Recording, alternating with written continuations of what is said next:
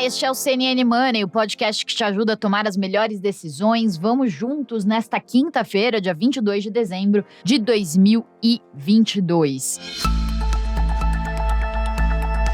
Minha gente, a PEC finalmente foi promulgada no Congresso. Depois de ter sido aprovada no Senado no começo de dezembro, seguiu para a Câmara, foi aprovada em 2 turnos, na terça e na quarta, e aí voltou para o Senado porque teve alteração. A principal alteração no texto diz respeito ao prazo, que caiu de 2 para 1 ano. A gente falou bastante sobre isso aqui no podcast de ontem, então quem quiser entender um pouco mais dos meandros da PEC, a gente falou amplamente sobre isso no episódio de ontem. O que eu queria focar aqui hoje? Sobre o timing dessa PEC em meio a reajustes do funcionalismo público. É uma questão importantíssima, porque essa infeliz coincidência acaba trazendo aí percepções de que temos desafios ainda maiores pela frente. O que aconteceu? No mesmo dia em que a PEC foi promulgada, o Congresso também autorizou um reajuste de 18% a ministros do STF. Isso um dia depois também de aprovar reajustes de 37% a 50% para deputados, senadores, para o presidente da República, vice-presidente e também para ministros de Estado. Basicamente, os salários dos ministros do STF vão passar de cerca de 39 mil para cerca de 46 mil reais. Então, a IFE, que é a Instituição Fiscal Independente do Senado, já calcula que isso pode gerar um gasto adicional de 1 bilhão e 800 milhões de reais no ano que vem. Então, gente, a gente está falando aqui sobre um aumento do teto do funcionalismo público, ou seja, o teto, né, o valor mais alto de salário dentro do funcionalismo público aumenta. E isso gera um efeito cascata para que outras categorias também postulem, né, o seu pedido de aumento de salário. Isso em meio a uma situação que a gente vem repetindo aqui, muito complicada e de cobertor muito curto para o governo. Então, ao mesmo tempo em que o Congresso autoriza aumento de gastos, aumento de salário para o funcionalismo público, a gente está fazendo uma discussão enorme sobre como pagar o Bolsa Família de R$600, que foi permitido agora, né, com a promulgação da PEC pelo Congresso. Então, os especialistas, eu estava conversando com o Bruno Caraza, que é da Fundação Dom Cabral, especialista em contas públicas, ele estava avaliando que a prioridade nesse momento não é dar reajuste, que isso vai gerar esse efeito cascata em várias esferas, tanto do judiciário, quanto executivo, quanto legislativo, e também nas esferas municipal, federal e estadual. Então, todo esse efeito cascata, ele acontece em meio a um momento em que seria necessário cortar gastos. Então, todos os manuais de responsabilidade fiscal, responsabilidade das contas públicas, dizem, os economistas vêm repetindo isso, que agora seria o momento de fazer reformas, ou seja, de cortar gastos diante desse aumento de gastos que foi permitido pela PEC de 168 bilhões de reais. Toda vez que a gente pergunta para os políticos como pagar essa PEC, o que eles respondem é que é necessário fazer alguma reforma, seja ela administrativa ou a reforma tributária. O governo petista fala sobre a reforma tributária, mas sabemos que a reforma tributária tem resistências no Congresso. O próprio Bernard Api, que é o novo secretário especial de reforma tributária, já disse que talvez seja mais viável uma simplificação, uma reforma tributária pela via da simplificação, mas que não mexa tanto na carga tributária. Então, todas essas questões apontam para um cenário de só aumento de gastos e de nenhuma proposta para a redução dos gastos. Então, esse timing é muito ruim. No mesmo dia em que se aprova uma permissão para se gastar 168 bilhões de reais a mais, permite-se também um aumento de salários para o funcionalismo público. E também é importante falar que não é só uma questão de observar o que é prioritário no momento. Só isso já seria um argumento aí plausível para que talvez os congressistas repensassem na autorização desses aumentos. Mas tem uma outra questão também. Esses reajustes que a gente viu, então, 18%, 37% a 50% acontecem quando o IBGE mostra que o rendimento da população subiu 2,5%. Vinha caindo, né, vários meses seguidos, voltou a subir, agora está subindo, mas sobe 2,5% em um ano. Então, são reajustes que são consideráveis, né? Então, tem a questão do que é prioritário nesse momento. O próprio Bruno Caraza estava falando que, mais uma vez, percebe-se que os interesses políticos estão à frente do que é prioridade, das prioridades econômicas. Então, feito essa análise aí sobre a PEC, no dia em que o Congresso também autoriza reajustes para para os ministros do STF, depois de já ter autorizado também os reajustes para outras categorias, para deputados, senadores, presidente, vice-ministros. O que se conclui, que os economistas estão falando muito, é que realmente a situação pode se complicar muito a partir do ano que vem. Um governo que gasta muito, que só pensa em gastar e que não fala sobre como fazer frente a esse gasto. Claro, ontem até o ministro da Fazenda, o Fernando Haddad, o novo ministro da Fazenda, Fernando Haddad, já falou que vai repensar no arcabouço fiscal, qual vai ser, mais uma vez, né, tentou apagar o incêndio, falando sobre a nova regra fiscal, mas não tem nada conclusivo e se nota que há uma disposição muito forte para falar sobre os aumentos de gastos, e aí os políticos falam disso com a boca cheia, mas não estão falando com a mesma intensidade sobre como fazer frente a esses gastos. E aí a gente vai acabar ficando eternamente naquele ciclo vicioso de aumento de gastos sem responsabilidade fiscal, então os projetos políticos à frente das prioridades econômicas, e assim a gente não consegue chegar num crescimento sustentável que de fato resolva de forma estrutural os problemas como a desigualdade do país e também outras carências que a gente tem enquanto nação. É muito importante esse conceito ficar claro, eu venho repetindo aqui algumas vezes, que os economistas são unânimes em dizer que é importante ter mais gasto, aumentar o gasto, recompor alguns programas urgentes, mas que daria para fazer tudo isso com 100 bilhões de reais. Daria para fazer tudo isso com 100 bilhões de reais, falando sobre qual vai ser a nova regra fiscal, o novo arcabouço, mas o que está acontecendo é que ficou uma PEC, então, de 168 bilhões de reais com a regra fiscal, com o arcabouço fiscal, a discussão sobre isso sendo jogada lá para frente, e pior que isso, em meio a autorizações de mais aumentos de gastos para o funcionalismo público.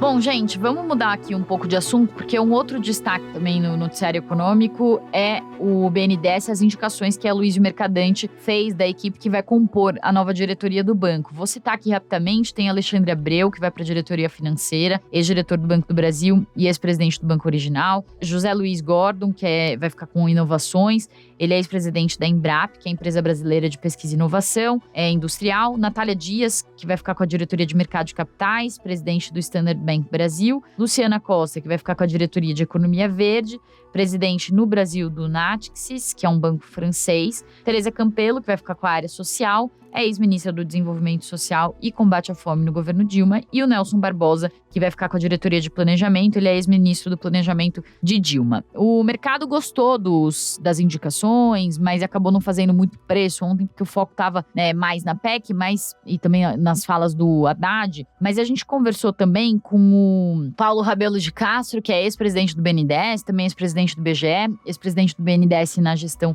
de Temer, e ele falou que o quadro de fato é um quadro robusto, técnico, mas que o perigo é que esse quadro técnico ele acabe se aproximando muito de bancos, de grandes empresas e não tanto de pequenas e médias. E a gente conversou com ele sobre isso, eu perguntei justamente como que ele via essa questão da política dos campeões nacionais, que foi muito criticada nos governos Lula e Dilma, porque o BNDES era usado para financiar grandes empresas com polêmicas, com corrupção envolvida, inclusive dentro da Operação Lava Jato, mas também pelo foco do BNDES. Então, o que se defende é que o BNDES seja um banco que forneça crédito para empresas que não conseguem crédito nos bancos privados, ou seja, pequenas e médias empresas. O BNDES financiando essas grandes empresas com juros baixos, abaixo dos juros de mercado, fazia com que o banco acabasse subsidiando essas grandes empresas que, muito provavelmente, não precisavam do poder público para se financiar. E aí eu fiz essa pergunta justamente para o Paulo Rabelo de Castro, perguntando como que ele acha que fica a nova gestão de Aloysio Mercadante à frente do BNDES e se pode haver um risco de que o novo BNDES,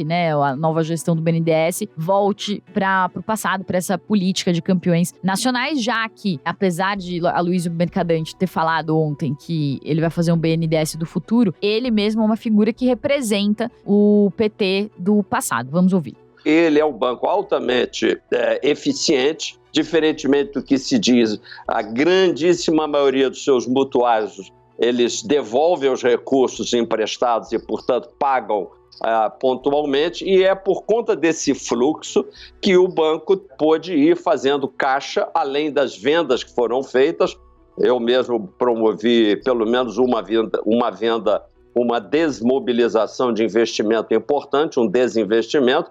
Vários desinvestimentos foram feitos desde então e toda essa massa enorme de recursos tem sido devolvida para amparar o caixa deficitário do governo federal. Claro que o BNDES não pode assoviar e chupar cana ao mesmo tempo.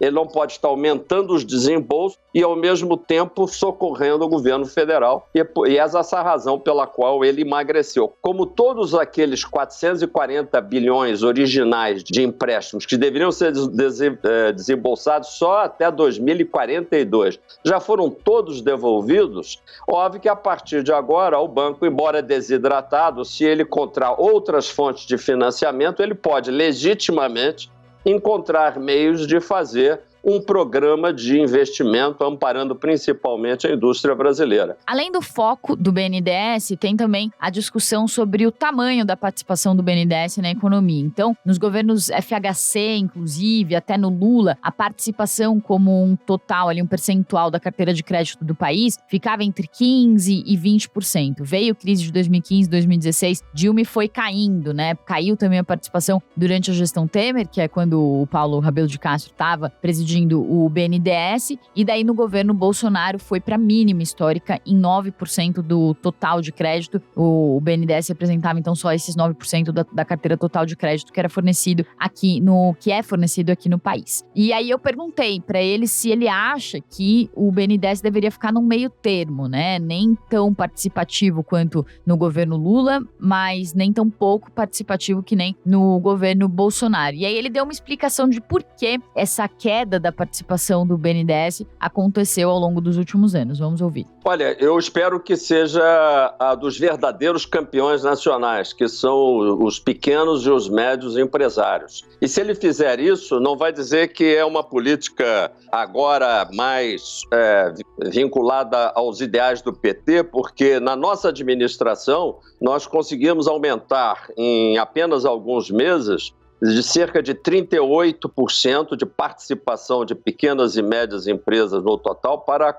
48%, 49%, chegando quase a fazer um meio a meio. É preciso que o BNDES cada vez mais esteja nas regiões brasileiras. Ele é um banco que não é um banco de rede, mas ele pode se fazer representar pelo menos com pequenos grupos nas capitais de cada estado, para que ele fique mais próximo daqueles que anonimamente gostariam de alcançar o banco e não alcançam, porque não é simplesmente entrar, como é possível entrar na página do BNDES para fazer um pedido de colaboração financeira. Meu medo ao ver essa diretoria tal como ela está esboçada, é uma diretoria parruda, etc., que ali, no fundo, exista, na realidade, ligações mais com bancos e com grandes empresas e com grandes transações. Eu acho que seria muito ruim para o Brasil que a gente não focasse nas pequenas e médias empresas, nas áreas de inovação, de startup e, óbvio, também na área de energia. Então, a ver como que vai ficar esse foco do BNDES, essa diretoria, se vai focar nas pequenas e médias mesmo, se a participação vai aumentar. E tem uma outra questão também, né? A Aloysio Mercadante já falou anteriormente sobre mudança na TLP. Então, antes havia a chamada TJLP, a taxa de juros de longo prazo, que foi muito criticada porque usava e praticava juros abaixo da média do mercado, financiando justamente essas grandes empresas, os campeões nacionais. Só que aí também houve uma mudança a partir dos últimos anos com a criação da TLP, que passou a praticar juros de mercado.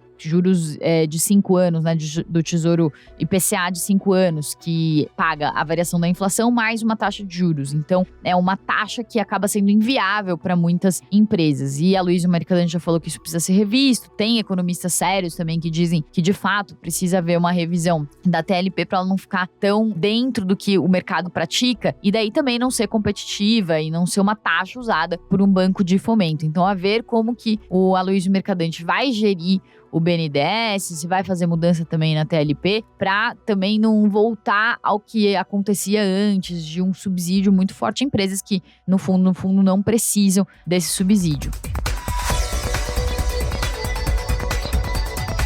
E, bom, a gente agora muda de assunto para finalizar aqui o nosso CNN Money de hoje, passando pelos mercados. Ontem, o Ibovespa teve o seu terceiro dia de alta seguido, fechou com uma alta de 0,53%. O alívio sobre o prazo da PEC está animando os investidores. Isso explica essas últimas altas do Ibovespa nos últimos dias também. O Ibovespa caiu muito, né? Aquela questão de sobe no boato, cai no fato, ou cai no boato, sobe no fato. Então, existia já uma antecipação do mercado sobre o valor de quanto que ia ficar a PEC. E aí, como a PEC ficou no valor que já era esperado, já tinham precificado esse valor de PEC superior ao 100 bi, que o mercado considera razoável, mas não tinham precificado essa notícia que o mercado considera positiva de redução do prazo de 2 para 1 ano, que reduz o risco de aumento muito forte dos gastos públicos para os próximos anos. Pelo menos, por enquanto, fica contido, fica retido, restrito ao primeiro ano esse aumento de gastos. Então, isso ajudou a impulsionar o Ibovespa.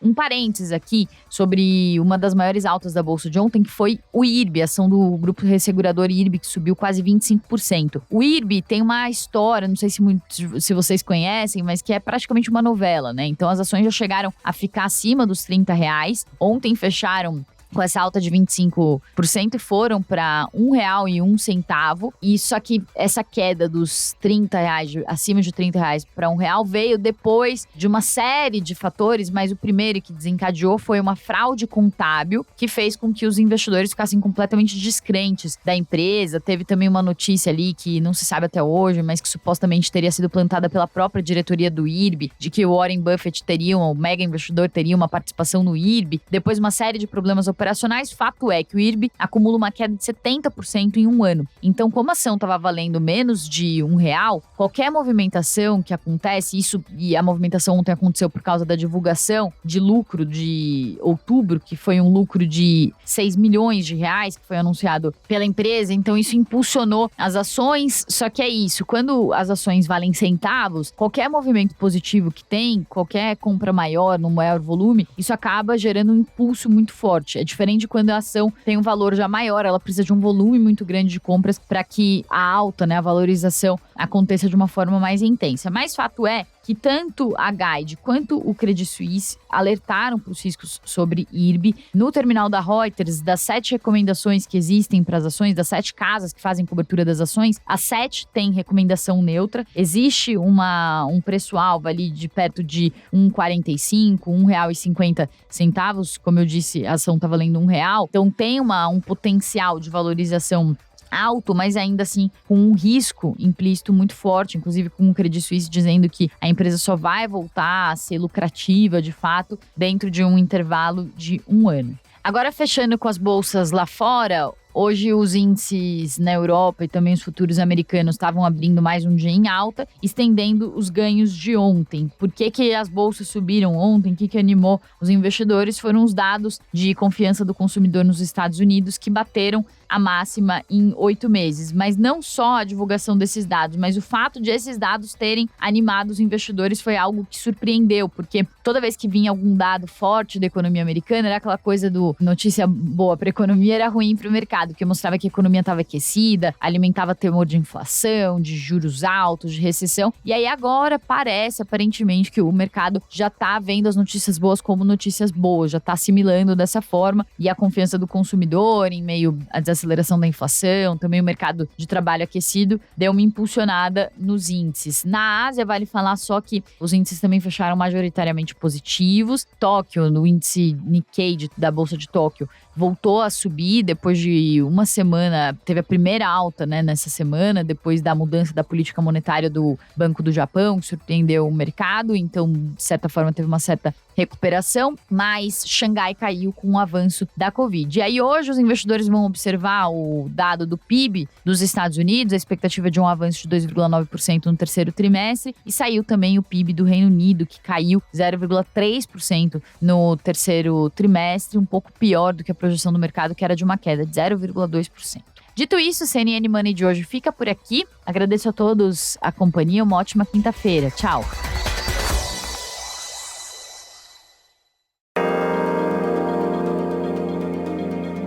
Com apresentação, pauta e coordenação editorial de Priscila Yasbeck, este podcast é produzido pela CNN Brasil, com edição da Maremoto. Produção, Larissa Coelho e Tamara Nassif. Edição e sonorização, Felipe Gomes. Coordenação técnica, Felipe Gomes. Coordenação de produto, Verônica Schneider. Você também pode ouvir o CNN Money no site da CNN Brasil. E aproveite para conhecer os nossos outros programas em áudio. Acesse cnnbrasil.com.br/podcasts.